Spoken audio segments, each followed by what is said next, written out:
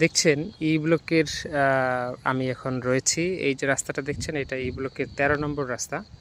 দেখুন এই রাস্তাটা আমি একটা ভিডিওতে দেখিয়েছিলাম কিছুদিন আগে। দেখছেন যে আমার একটা ভিডিও প্রচার হয়েছে, সেখানে এই রাস্তাটা দেখিয়েছিলাম যে রাস্তার মধ্যে বালু ফেলানো রয়েছে।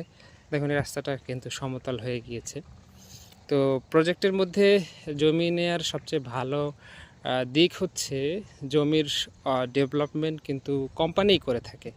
আপনি যে জমিটা কিনেছেন সেই জমিটা ডেভেলপমেন্টের দায়িত্ব কোম্পানির হাতেই থাকে। ফলে এই জমির সামনে দিয়ে রাস্তা, এই যে এখন রাস্তা হয়েছে, তারপর যদি রাস্তা আবার ইটের সোলিং করা হয় বা ধরেন পাকাই করা হলো, তখন আপনার জমির ভ্যালু কি আরও বেড়ে যাবে। তো এটা সময়ের সাথে ভ্যালু বেড়ে যায়।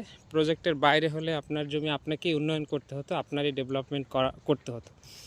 আরেকটা দিক, ভালো দিক হচ্ছে যে এখানে তো কোনো ঘিজিবিজি বা যতই ভবিষ্যতে বাড়িঘর হোক, ঘিঞ্জি এলাকা হওয়ার কোনো সম্ভাবনা নাই। কারণ এই যে রাস্তার ডিমার্কেশন করা, এই যে রাস্তাটা 25 ফিট, এটা দখল হওয়ার কোনো সুযোগ নেই।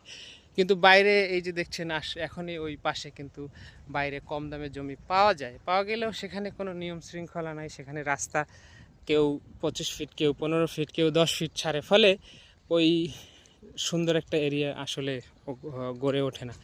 তো এই দিকটায় এখন জমি নিলে সবচেয়ে বেশি লাভবান হতে পারবেন। ই ব্লকে জমি নিলে এখন আপনি সবচেয়ে লাভবান হতে পারবেন।